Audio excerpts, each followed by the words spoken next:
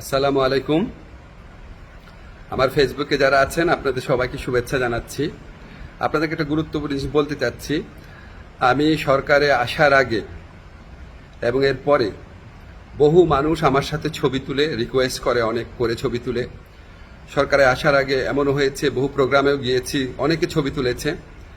এখন আমাকে কেউ কেউ জানিয়েছে এই সমস্ত ছবি দেখিয়ে কেউ কেউ অবৈধ সুবিধা আদায়ের চেষ্টা করছেন এবং কেউ কেউ নাকি বিভিন্ন কথা বলে চাঁদা আদায়েরও চেষ্টা করছেন।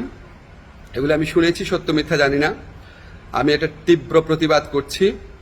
যারা এই সমস্ত কর্মকাণ্ড করছে বা করার চেষ্টা করছে, আপনারা তাদেরকে পুলিশে ধরিয়ে দিবেন।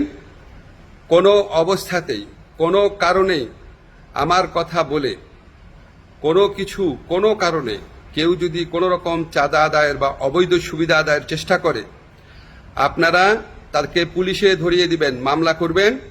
মামলার কপি আমার ফেসবুকে পাঠিয়ে দিবেন, আমার যে ফ্রেন্ডদের পেজ আছে সেখানে পাঠিয়ে দিবেন, এবং অবশ্যই আমি চেষ্টা করব এটার বিরুদ্ধে ব্যবস্থা নেওয়ার জন্য। আমি বা আমার সরকারের কেউ কোনো রকম অবৈধ কাজের প্রশ্রয় দিবে না। এই সমস্ত কাজ যারা করার চেষ্টা করছেন বা করছেন তাদেরকে আমি কঠোর হুঁশিয়ারি জানাচ্ছি।